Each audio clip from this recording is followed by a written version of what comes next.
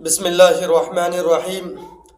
حضرت ابو ذر رضی اللہ عنہ نبی کریم صلی اللہ علیہ وسلم کا ارشاد نقل فرماتے ہیں کہ اللہ تعالیٰ نے ارشاد فرمایا، میرے بندو، میں نے اپنے اوپر ظلم کو حرام قرار دیا ہے اور اسے تمہارے درمیان بھی حرام کیا ہے، لہذا تم ایک دوسرے پر ظلم مت کرو۔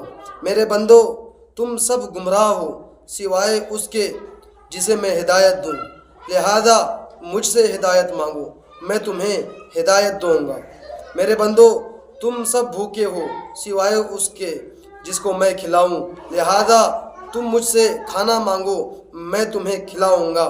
میرے بندو، تم سب برہنہ ہو سوائے اس کے جس کو میں پہناؤں، لہذا تم مجھ سے لباس مانگو، میں تمہیں پہناؤں گا۔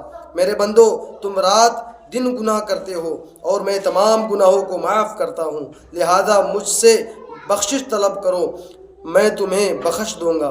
میرے بندو، تم مجھے نقصان پہنچانا چاہو تو ہرگز نقصان نہیں پہنچا سکتے، اور تم مجھے نفع پہنچانا چاہو تو ہرگز نفع نہیں پہنچا سکتے۔ میرے بندو، اگر تمہارے اگلے پچھلے انسان اور جنات سب اس شخص کی طرح ہو جائے جس کے دل میں تم میں سب سے زیادہ اللہ تعالیٰ کا ڈر ہے، تو یہ بات میری بادشاہت میں کوئی اضافہ نہیں کر سکتی۔ میرے بندو، اگر تمہارے اگلے پچھلے انسان اور جنات اس شخص کی طرح ہو جائے جو تم میں سب سے زیادہ فاجر و فاسق ہے، تو یہ چیزیں میری بادشاہت میں کوئی کمی نہیں کر سکتی۔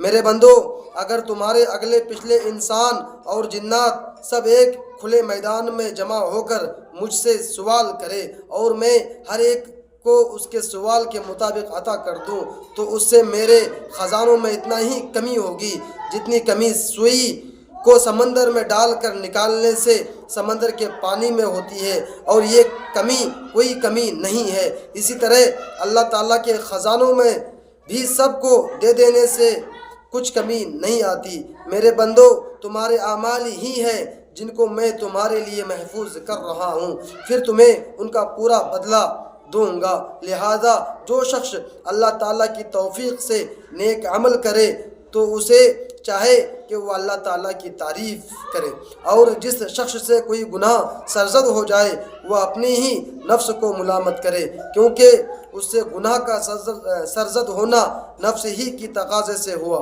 اللہ ہم سب کو عمل کا توفیق عطا فرمائے۔